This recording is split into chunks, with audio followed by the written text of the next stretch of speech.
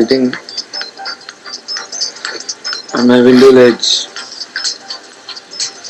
raining outside, and I'm wondering about projects in my head.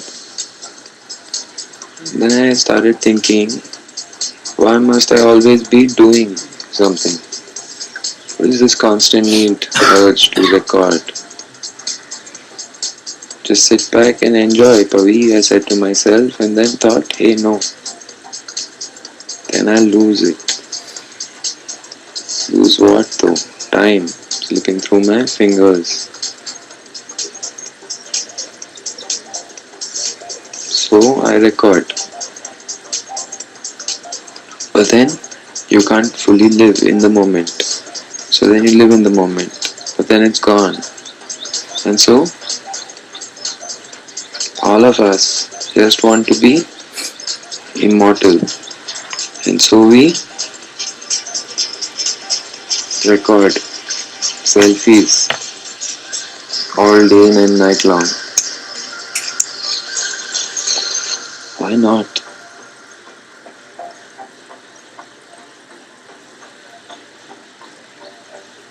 So this constant urge to do, to show, to sow something that will grow someday into something bigger than me maybe, right? And that's how the chase begins, my friends. So how do I stop?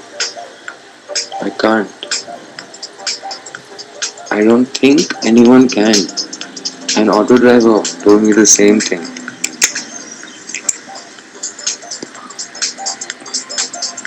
He is not very close to his family. He believes in willpower and faith. Like my dad, he's brought himself up by the bootstraps. And his children went to college and are now earning teaching tuition. And they tell him, Dad, relax. And he says he will. When? When they get married, maybe when they move out, something. All these fundas for life. Underlying one being that he'll never stop. He may stop riding a rickshaw around.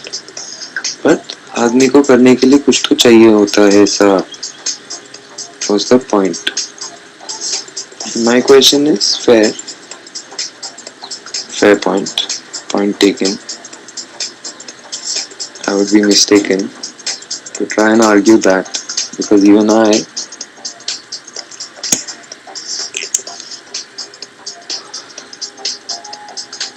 don't want to grow fat and lazy. But hey, maybe just because we are biologically compelled to do something, anything, does that necessarily have to mean that we do anything? Everything? What thing? Isn't it important to take stock and figure out, to take stock and think about, hey, I'm running, doing quite well it seems. Half the race is over and I'm not the last one at least. So I'm doing better than expectation, but hey boss, before this race I remember another one, which I won clearly. Didn't I? Otherwise we wouldn't be here having this chat, my friend. So back then we were the number one. When it counted the most, we won.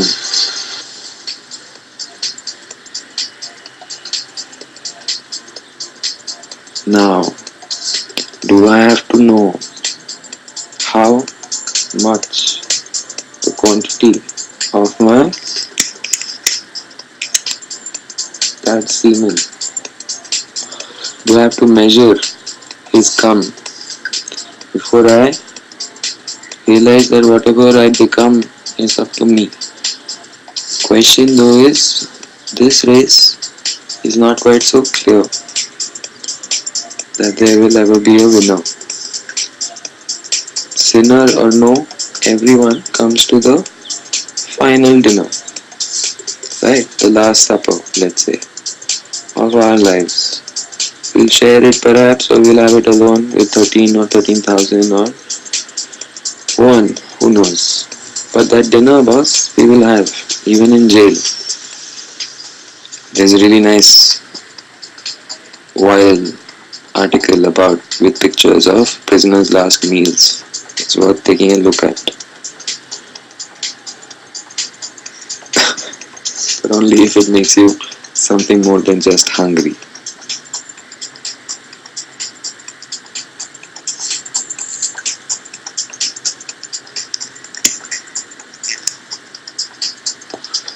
So, where do we run to, my friend, is my question now.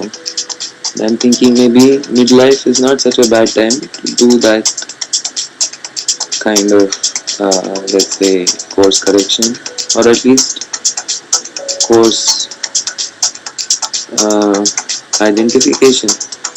I mean, we've started running. That's great. I've run for 36 years. That's fantastic. I've decent run now. Let's say. Now, skill alone isn't going to win me this race, so I need to figure out what winning means to me. And I keep coming across people who tell me, hey man, it's not a race. And I'm so tempted to spend all my life telling them that yes, boss, I have also heard this goddamn line when I was a child. And I also understood what it meant then, I do too now.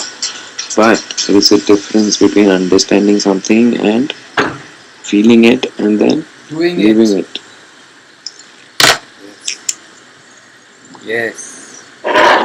Now, if they're very sure that they've stopped running, including my dad, good for them.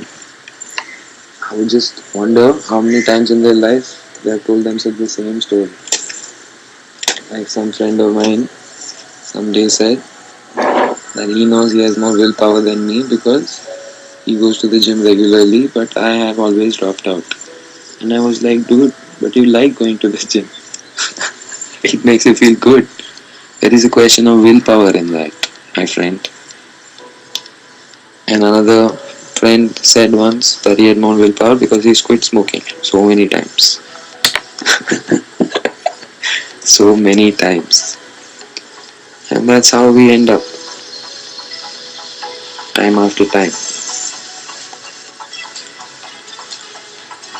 And that's how I ended up thinking about time before time. Time and what was there before time. And it's not clear in my head, I admit. But at least I think I've given myself something interesting to chase for the remaining half of this race. So, it's no longer a question of pace for me.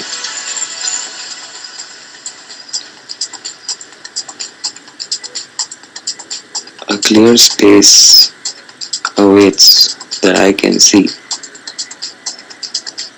Will I get there or not? Depends really on whether I can actually multitask, doing just two things, only two things.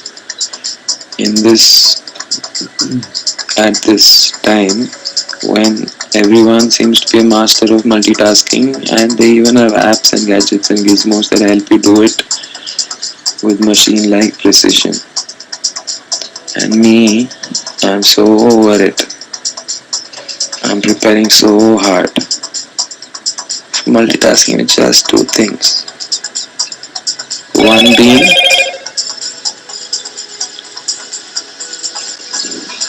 a new way of seeing or feeling or being able to close that gap between the one who watches and the one who lives.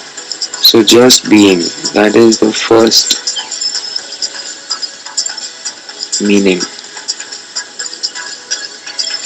of my existence, of my name, on, on like opposite of off.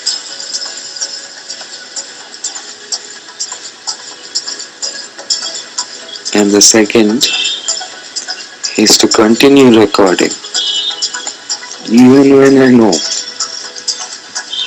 there will be no sound.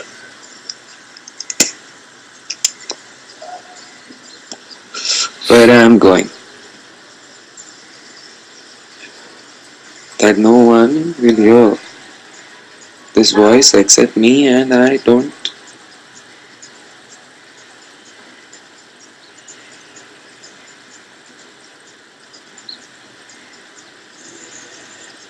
know if even that will be so.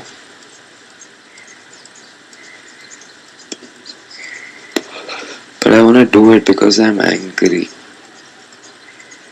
not at God,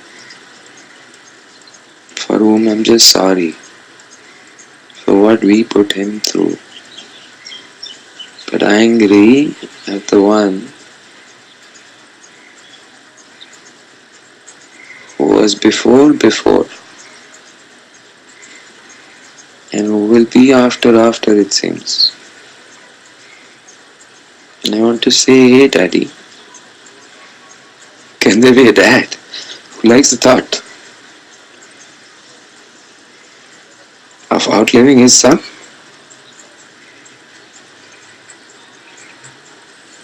I haven't met a daddy like that. Can you show me one?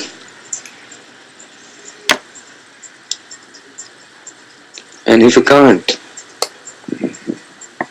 it's fine.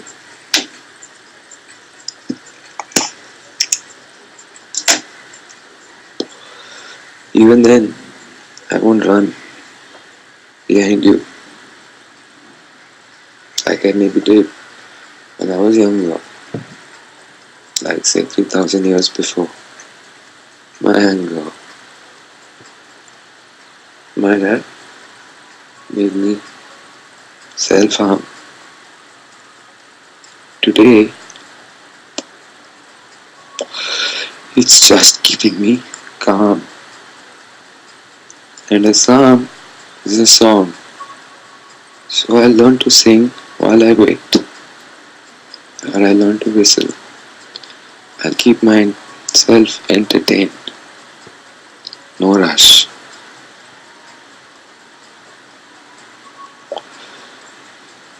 But come you will, so they all say. Because entropy increases day by day. So yes, I don't believe my race is about pace.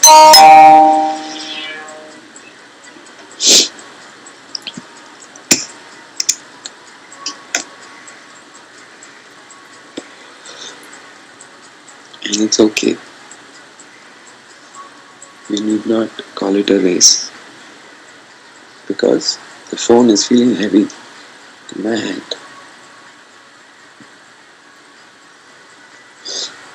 So let's say it's a game.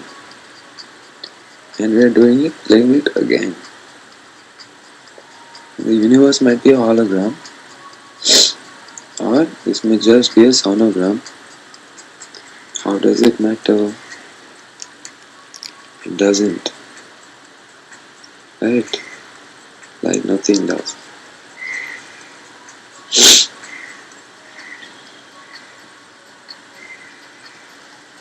Except a father and son talking to each other. Someday maybe. And not just one listening to the other. Not just one keeping an ear out for the other. Not just one keeping an eye out for his brother, but just talking about the taste of salt, maybe. and how that might have something to do with why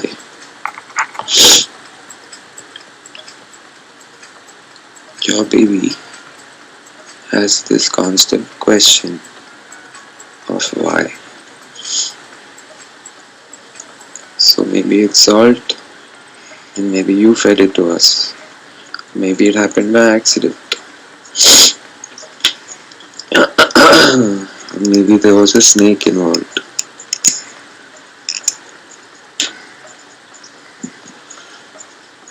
One day, Daddy, I hope to hear this story from you and find out together with you how it motherfucking ends.